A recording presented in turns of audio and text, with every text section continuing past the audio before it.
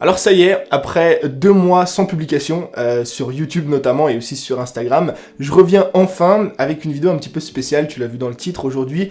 J'aimerais te parler d'un accident que j'ai eu. Alors, t'en fais pas, il n'y a rien de très grave, mais c'est ce qui explique en fait que je n'ai pas publié de contenu après 1 mois de détox. Si t'as vu ma dernière vidéo, si tu l'as pas vu, je t'invite à regarder juste ici. T'as pu remarquer que début août, j'ai voulu faire un break, en fait une sorte de détox du coup des réseaux sociaux de 30 jours.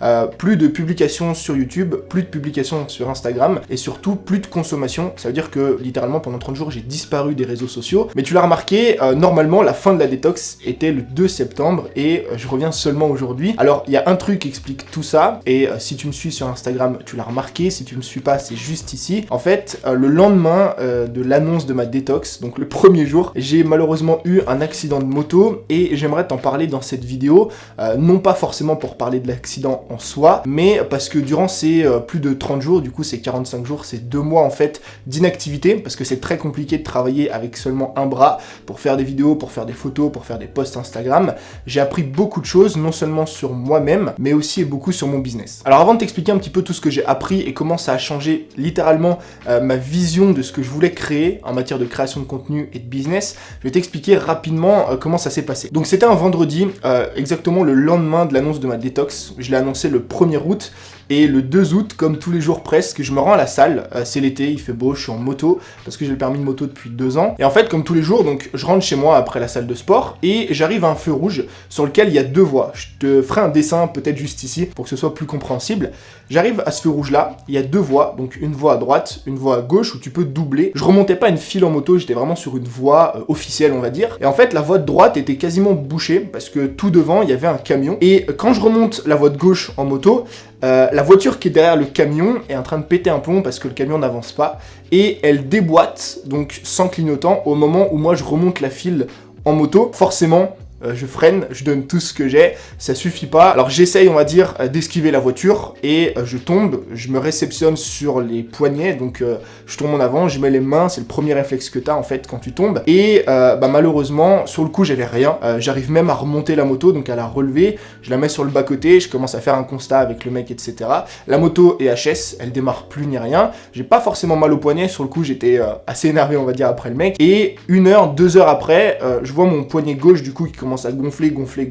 Je me dis que c'est peut-être pas normal et que je vais aller aux urgences. Le soir même, je vais aux urgences. On me fait une radio et j'ai une fracture interne du scaphoïde de la main. Et comme on peut l'imaginer, c'est extrêmement compliqué de vivre sans pouce. Donc je fais la radio. Le mec du coup m'explique que le scaphoïde normalement c'est 3 mois de plâtre, 3 mois d'arrêt. Et c'est peut-être une opération chirurgicale. Ça dépend comment ça se résolve, comment ça se reconsolide. Et 1 semaine plus tard, j'ai un deuxième rendez-vous, une deuxième radio pour aller voir un chirurgien de la main. Donc j'y retourne la 2e semaine pour voir un petit peu combien de temps je vais garder le plâtre, est-ce que oui ou non j'opère. Je t'avoue que j'étais pas très chaud de me faire opérer parce que je suis pas vraiment fan de ça, mais que j'aurais été content parce qu'au moins j'aurais pu retirer le plâtre. J'arrive vers le chirurgien, il me dit que c'est une sorte de petite fracture, qu'il n'y a pas besoin d'opération et que finalement c'est pas 3 mois de plâtre mais seulement 6 semaines. L'un dans l'autre je suis plutôt content, je me fais pas opérer, j'ai moins de plâtre, mais ce qui me saoule quand même c'est d'avoir un plâtre parce que pour faire des vidéos, j'avais plein de projets en fait courant août à faire, à réaliser. Je devais partir voyager, je suis quand même parti, il n'y a pas de problème,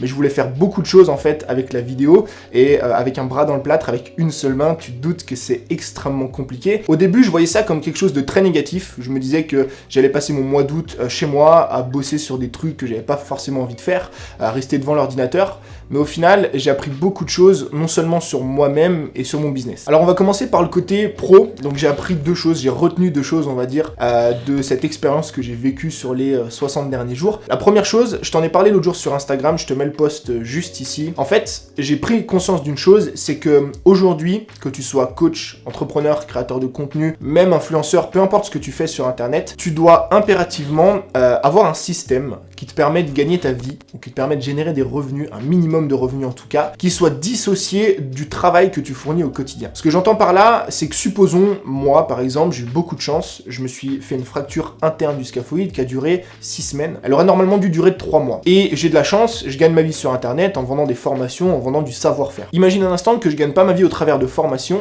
mais que je gagne ma vie au travers de vidéos que je fais pour des entreprises, que je sois uniquement vidéaste. Qu'est-ce qui se passe si demain, tu te casses le poignet pendant 3 mois et que tu peux plus faire des vidéos pour des entreprises?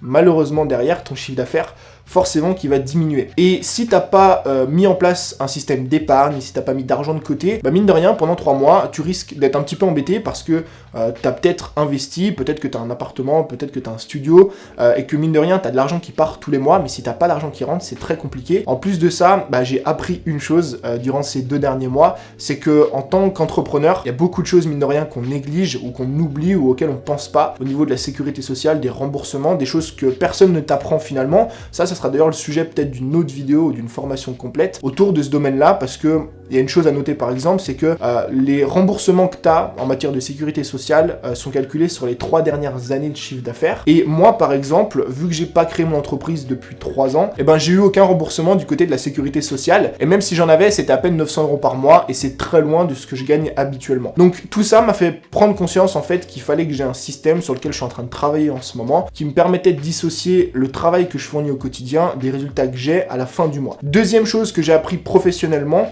faire une pause.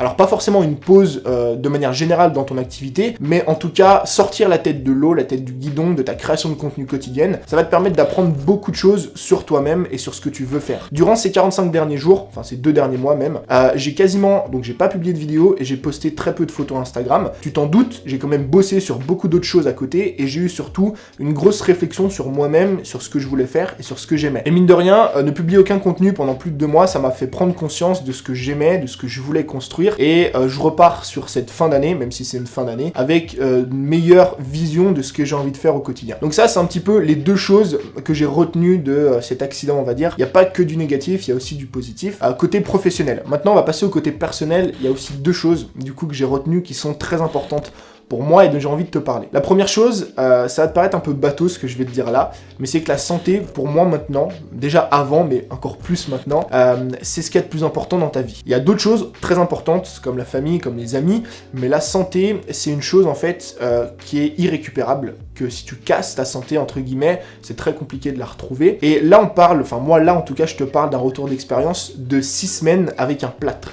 Ce qui, comparé à d'autres maladies ou d'autres problèmes que des personnes peuvent rencontrer, c'est quelque chose de ridicule, de très minime, mais ne serait-ce que vivre ça pendant 6 semaines, ne pas être autonome, j'avais besoin de quelqu'un pour me couper ma viande à chaque fois que je mangeais, je pouvais plus conduire, je pouvais plus sortir, c'était très compliqué de travailler, enfin bref, on se rend pas compte finalement de la chance qu'on a d'avoir nos 2 bras, nos 2 jambes, d'être en bonne santé au quotidien, et je trouve qu'on profite pas assez de ça, et qu'on y fait sûrement pas assez attention, c'est pour ça que j'ai envie de plus en plus de faire attention à ça. Et la deuxième chose, qui est un petit peu reliée à la première, mais pas totalement, c'est qu'on prend pas conscience de la chance qu'on a aujourd'hui de vivre ce qu'on vit. Ce que je veux dire par là, c'est qu'on a souvent tendance à se plaindre des choses qui nous arrivent au quotidien. Moi, je l'ai beaucoup fait par le passé, je le fais encore aujourd'hui. Par exemple, quand j'avais un travail qui me plaisait pas, j'étais toujours en train de me plaindre, comme quoi ça me plaisait pas, comme quoi j'étais pas assez bien payé, comme quoi c'était compliqué. Mais on se rend pas compte de la chance qu'on a comparé à certaines personnes, certains types de populations qui aimeraient ne serait-ce qu'avoir un 10e de la vie qu'on a aujourd'hui. Je veux dire, on a de quoi manger, on a de quoi dormir, on a une maison, on a un travail, on a un pouvoir d'achat. Et juste ça, eh ben on est supérieur à 95% de la population.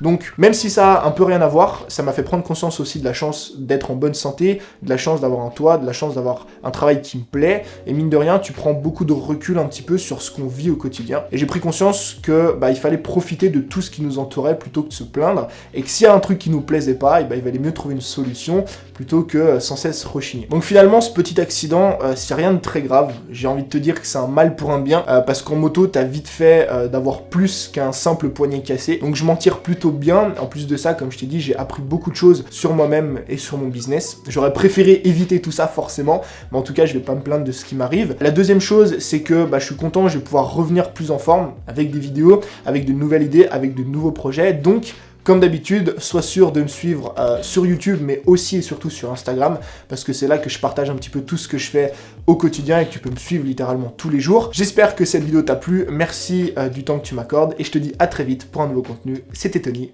ciao!